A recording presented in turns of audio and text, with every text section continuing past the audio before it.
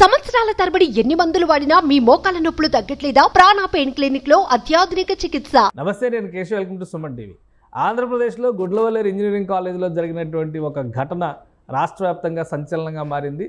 ఆడపిల్లలు ఉండేటువంటి హాస్టల్లో ఒక దురాగతం జరిగింది. సీసీ కెమెరా అమర్చడం వలన వీడియోలు బయటకు వచ్చినాయి అనేటువంటిది ప్రధానమైన ఆరోపణ. దీనిపైన సీరియస్ ఎంక్వైరీ చేయాలనేటువంటి సంకల్పంతో ప్రభుత్వం ఉంది. అసలు ఈ ఘటన ఎలా జరిగింది, ఎందుకు జరిగింది, ముఖ్యంగా బాలికలకు ఉండేటువంటి హాస్టల్స్ విషయంలో కావచ్చు, అమ్మాయిలు ఉండేటువంటి హాస్టల్స్ విషయంలో కావచ్చు, ఎలాంటి జాగ్రత్తలు ఉన్నాయి, ఈ అంశం పైన విశ్లేషణ చూద్దాం. మనతో పాటు సిపిఐ నేత ఈశ్వరయ్య గారు ఉన్నారు. ఈశ్వరయ్య గారు నమస్కారం. సార్ నమస్కారం సార్. ఇంజనీరింగ్ కాలేజీల్లో ఈ గుడ్లవల్లేరు ఇంజనీరింగ్ కాలేజీకి మంచి పేరు అయితే ఉంది, కానీ జరిగినటువంటి ఘటన మాత్రం చాలా ఇన్ఫేమస్ ఇన్సిడెంట్ కింద మనం చూడాల్సి ఉంటుంది. ఏంటి, ఒక 300 మంది అమ్మాయిలకి సంబంధించి వీడియోలు ఉన్నాయి. ఒక అతన్ని అరెస్ట్ చేశారు. అరెస్ట్ చేసేటువంటి సమయంలో అతని కండిషన్ చూస్తే కూడా ఏదో మాదక ద్రవ్యాలు తీసుకున్న వ్యక్తిలా కనిపిస్తున్నాడు. కాలేజీల్లో ఇలాంటి ఘటనలు జరగడం ఏ విధంగా చూడాలి? గుడ్లవల్లేరులో జరిగినటువంటి ఘటన ఇది చాలా దారుణమైనటువంటి విషయం సార్. ఎందుకంటే 300 మంది విద్యార్థులు అర్ధరాత్రి 12 గంటల తర్వాత వచ్చి వీ వాంట్ జస్టిస్ అనేటువంటి నినాదాలతో తెల్లవారులు ఆందోళన చేశారు. అక్కడ ఏమీ జరగలేదని ఎస్పీ గారు సింపుల్ గా స్టేట్మెంట్ ఇచ్చేసినటువంటి పద్ధతుల్లో ఒకటి బయటికి వార్తలు వస్తా ఉన్నాయి. ఇది ఏమాత్రం కూడా కరెక్ట్ కాదు. పైగా ఇంజనీరింగ్ కాలేజీల్లో కానీ, మెడికల్ కాలేజీల్లో కానీ వరుసగా ఇటీవల చాలా ఘటనలు జరుగుతూ ఉన్నాయి. మన ట్రిపుల్ ఐటీ నూజివీడులో అలాంటి ఘటన జరిగింది. అంతకుముందు మెడికల్ కాలేజీలో ఒక ఘటన జరిగి ర్యాగింగ్ పేరుతో, ఇంజనీరింగ్ కాలేజీలో ఏకంగా ఒక పిల్లగాడే ఆత్మహత్య చేసుకున్నటువంటిది ర్యాగింగ్ పేరుతో జరిగినటువంటి బాగా జరుగుతూ ఉన్నాయి. పైగా ఇప్పుడు అరెస్ట్ అయినటువంటి పిల్లవాడు కూడా మత్తు మందులు తీసుకున్నటువంటి, అంటే డ్రగ్స్ ఇవన్నీ కూడా ఏమి అరికడతా ఉన్నామని చెప్పడమే తప్ప 24 గంటల్లో మొత్తం స్మాచ్ చేస్తామని ప్రకటనలు టీవీలో బాగా వస్తా ఉంది. కానీ గంజాయి ఎక్కడ చూసినా కూడా అమ్మడవుతా ఉంది. ప్రధానంగా గంజాయి కేంద్రాలు అన్నటువంటి విద్యార్థులను మెడికల్, ఇంజనీరింగ్ అవి దాటి వచ్చేసి ఈరోజు చిన్న చిన్న ఇంటర్మీడియట్ కాలేజీలను కూడా వేదికగా చేసుకొని, కొన్ని వాస్ట్ కల్చర్ ఉన్నటువంటి స్కూల్స్ ను కూడా వేదికగా చేసుకొని అమ్మకానికి పెట్టారు. కాబట్టి మత్తులో ఉన్నటువంటి వాడికి కళ్ళు మిల్లు ఏమాత్రం కూడా కనిపించవు. సమాజము బాధ్యత, ఈ సొసైటీ పట్ల రెస్పాన్సిబిలిటీ అలాంటివి ఏమీ కనిపించవు. కాబట్టి ఇలాంటి ఘటనలు అన్నటువంటి కోకోలుగా జరుగుతా ఉన్నాయి. ఇది గుడ్లవల్లేరు ఈ రోజు బయటకు వచ్చింది అంతే. బయటికి రాకుండా ఇంజనీరింగ్ కాలేజీల్లో సఫర్ అవుతున్నటువంటి వాళ్ళు, మెడికల్ కాలేజీల్లో సఫర్ అవుతున్నటువంటి వాళ్ళు చాలా మంది ఉన్నారు. అసలు మెడికల్ కాలేజీలో ఉన్నటువంటి యాజమాన్యాలే అమ్మాయిల పట్ల చాలా దారుణంగా వ్యవహరిస్తున్నటువంటి కళాశాలలు కూడా మా దృష్టిలో 1, 2, 3 కళాశాలలు కూడా ఉన్నాయి. కాకపోతే వారు అమ్మాయిలు కాబట్టి బయటికి రాలేరు, కాబట్టి వాళ్ళ ఇష్టారాజ్యంగా జరుగుతున్నటువంటి ఘటనలు, ఘోరమైన ఘటనలు జరుగుతున్నాయి. దీనిపైన నియంత్రణ అన్నటువంటిది ఏదో చట్టంలో ఎస్పీ గారు కేసు పెట్టడం ద్వారా నియంత్రణ జరిగేటువంటిది కాదు. అసలు వ్యవస్థాగతమైనటువంటి అంశాల్లోనే అసలు ఇది జరగకుండా ఉండడానికి సొసైటీని ఎడ్యుకేట్ చేసేటువంటి, విద్యార్థులు ఎడ్యుకేట్ చేసేటువంటి కార్యక్రమం రావాలి. సరే, ఒక అమ్మాయే ఇందులో కావాలని చెప్పేసి హిడెన్ కెమెరా ఎదిగి వాళ్ళందరినీ అందులో ఇన్వాల్వ్ చేసలేదు. కానీ ఆ అమ్మాయిని ఏం బెదిరించారో, ఆ అమ్మాయిని ఏ విధంగా తీర్చారో, కాబట్టి ఇవన్నీ విచారణ చేయకుండా పైన స్టేట్మెంట్ కి ప్రభుత్వానికి చెడ్డ పేరు వచ్చింది. కాబట్టి మేము ఇమీడియట్ గా యాక్షన్ లేకపోయినాం అనేటువంటి ఈ కాకెమ్మ మాటలని పక్కన పెట్టి వాస్తవ ఘటనలు వెలికి తీసి రాష్ట్ర వ్యాప్తంగా అమ్మాయిలకు రక్షణ కల్పించేటువంటి ఒక విజిలెన్స్ ఫోర్స్ ను ఏర్పాటు కానీ ఒకటి, గతంలో విద్యార్థి సంఘాలు చాలా యాక్టివ్గా ఉండేవి. ఆ సందర్భంలో ఇలాంటి ఇన్సిడెంట్స్ వచ్చినప్పుడు దానికి తగ్గట్టుగా రియాక్షన్ కూడా వచ్చేది, ఒక భయం కూడా ఉండేది.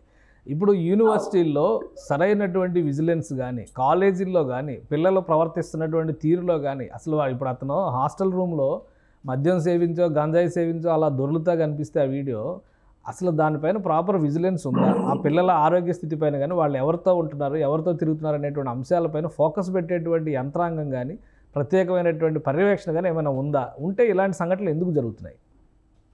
అసలు కాలేజీల్లో ప్రొటెక్షన్ కమిటీలు అనేటువంటి కొన్ని కాలేజీల్లో ఉన్నప్పటికీ అవి కేవలం నామమాత్రంగా మాత్రమే ఉన్నాయి తప్ప వేరొకటి లేదు. రెండోది, కార్పొరేట్ కల్చర్ విపరీతంగా కాలేజీల్లోకి పెరిగిపోయిన తర్వాత విద్యార్థి సంఘాలను అనుమతించకపోవడం కూడా ఈ దారుణానికి ప్రధానమైన కారణం. ఎందుకంటే ప్రశ్నించేటువంటి తత్వం విద్యార్థుల్లో ఉంటుంది. ఆ ప్రశ్నతో పాటు బాధ్యతగా మెలగాల్సినటువంటి బాధ్యత కూడా విద్యార్థులు ఉంటుంది. కానీ దాన్నే కంప్లీట్ గా ఈరోజు దాన్ని బంద్ చేసేటువంటి పద్ధతిలో ప్రభుత్వాలు వ్యవహరించాయి. ఈ రోజు ఇంకొక విధంగా చెప్పాలంటే సినిమా కల్చర్ ఏదైతే ఉందో, సినిమాల్లో హీరోయిజం అనగానే ఒక చేతిలో బీరు బాటిల్ ఉండాలి, ఇంకో చేతిలో సిగరెట్ ఉండాలి, పంచె పైకి ఎగ్గట్టాలి, అమ్మాయి జుట్టు చేతిలో ఉండాలి అనేటువంటి ఒక దారుణమైనటువంటి ఇలాంటి పనికిమాలిన కల్చర్ ను పోషించడం ద్వారా కూడా అది విద్యార్థుల్లో తీవ్రమైనటువంటి ప్రభావం పడుతుంది. శిక్షలు ఎక్కడ కూడా పడడం లేదు. టాప్ టు బాటం మీరు ఢిల్లీలో జరిగినటువంటి నిర్భయ ఘటన దగ్గర నుంచి ఇప్పటి వరకు మనం చూస్తే అన్ని చట్టాలే, అన్ని వాగ్దానాలే, ఇంతవరకు ఎక్కడ పూర్తి స్థాయిలో జరగలే. నిన్న లేక మొన్న కలకత్తాలో ఒక డాక్టర్ పైనే అఘాయిత్యం చేశారు. వాళ్ళు పెద్ద పెద్ద వాళ్ళు ఉన్నారు కాబట్టి ఎవరినో ఒక అనామకుని అందులో ఇరికిచ్చేసి బయటపడతా ఉన్నారు. కాబట్టి ఇవన్నీ ఏం చేసినా కూడా ఎవరు ఏం పట్టించుకునేటువంటి పరిస్థితి లేరు. పైగా మీరు అన్నట్లు విద్యార్థి సంఘాలు కూడా అడపా కొన్ని అంశాలపైన స్పందించినప్పటికీ ఇలాంటి అంశాలపైన విద్యార్థి సంఘాల యొక్క ప్రభావం వాస్తవంగానే తగ్గిందని చెప్పాలి. ఆ తగ్గడానికి కారణం కార్పొరేట్ ఎడ్యుకేషన్ అనేటువంటిది ప్రధానమైనటువంటిది. అంటే ర్యాంకులు, అక్కడ సీట్లు, దాని తర్వాత ఎడ్యుకేషన్ కొనుగోలు చేయడం అనేటువంటిది ప్రధానంగా కనిపిస్తుంది. తల్లిదండ్రులు కూడా ఆ వైపున మోటివేట్ చేసింది వ్యవస్థ. ఈ రోజు ప్రైవేట్ వ్యవస్థ అట్లా మోటివేట్ చేసింది. కాబట్టి ఈ సోషల్ రెస్పాన్సిబిలిటీ అనేటువంటిది నీకు అనవసరం రా బాబు అనేటువంటి పద్ధతిలోనే అక్కడ పాఠశాలలో, కళాశాలలో కూడా అలాంటి బోధన జరుగుతుంది. కాబట్టి దీనిపైన చర్చించాల్సిన పద్ధతుల్లో చర్చ జరగట్లేదు. ఆందోళన కూడా రాకుండా ఇవి అడ్డుకుంటాయి. ఒక విధంగా చెప్పాలంటే ప్రశ్నలు చంపేయడానికి కావాల్సిన ప్రయత్నం నేటి వ్యవస్థలో కొనసాగుతుంది. దాని దుర్ఘటనలే ఇవన్నీ ప్రధానంగా అమ్మాయిల పైన కానీ జరుగుతుంది సార్. రైట్. ఇంకొకటి, ఇప్పుడు ఎస్పీ గారు చాలా క్లియర్గా చెప్తున్నారు, ఇందులో అదనంగా ఇంకా వీడియోలు ఉన్నాయి అనేది వాస్తవం కాదు, అయినా ఫుల్ ఫ్లెజ్డ్గా ఎంక్వైరీ చేస్తాం అనేటువంటి మాట చెప్తున్నారు. సో ఇది కన్సిడర్ చేయొచ్చా? విద్యార్థినుల్లో ఆందోళనని, వాళ్ళ కుటుంబాల్లో ముఖ్యంగా తల్లిదండ్రుల్లో భరోసాని నింపే విధంగా ఉన్నాయా ఇలాంటి మాటలు చెప్పినప్పుడు? ఇట్లా ఫేక్ స్టేట్మెంట్లు, పైన స్టేట్మెంట్లు, సూపరింటెండెంట్ ఆఫ్ పోలీసు గా ఉన్నటువంటి వాళ్ళు వితౌట్ ఎంక్వైరీతో లేకుండా, ఫస్ట్ ఇన్ఫర్మేషన్ రిపోర్ట్ తీసుకోకుండా ఊరికట్ట జస్ట్ చెప్పి తల్లిదండ్రుల ఆందోళన చెందాల్సినటువంటి అవసరం లేదని ఇలాంటి స్టేట్మెంట్ కాదు. దీంట్లో మీ దగ్గర వీడియోలు లేవు అని చెప్పారు. లేవు అన్నటువంటి అంశాన్ని తీయండి. మీరు ఈ రోజు ఉన్నటువంటి టెక్నాలజీని పోలీస్ వ్యవస్థ బయటికి వెలికి చేయడానికి అన్ని రకాల అవకాశాలు ఉన్నాయి. అది తీసి పెట్టి తల్లిదండ్రులకు విశ్వాసం కలిగించాలి తప్ప ఊరిక జస్ట్ జరిగిన వెంటనే ఇది జరగలేదు, దీని అంతటికి 300 మంది అమ్మాయిలు బయటకు వచ్చి, ఒక అమ్మాయి అంటే వచ్చింది, ఇంకో 2 అమ్మాయిలు అంటే వచ్చారు, పోనీ అమ్మాయిలు 2-3 ఆకతాయిలు ఉన్నారు అని అనుకున్నాం. ఉన్నారని నేను చెప్పను కానీ ఉన్నారని అనుకున్నాం. కానీ 300 మంది ఆకతాయిలు ఎంతమంటే వస్తారా అండి? కాబట్టి ఎస్పీ గారు కొంచెము బాగా ఆలోచించి వ్యవస్థ పట్ల బాధ్యతాయుతంగా ఉండాలి. అందులో అమ్మాయిల పైన జరిగినటువంటి 300 వీడియోలు హిడెన్ కెమెరాలతో తీశారని చెప్పేసి ఒక పక్క చెప్తా ఉన్నారు. ఏంటి ఆయన ఏమన్నా నివారిస్తాడా? ఈరోజు సైబర్ క్రైమ్లు ఎంత పెద్ద ఎత్తున జరుగుతా ఉన్నాయి. అమ్మాయిల పైన ఎంత బ్లాక్ మెయిల్ చేస్తా ఉన్నారు.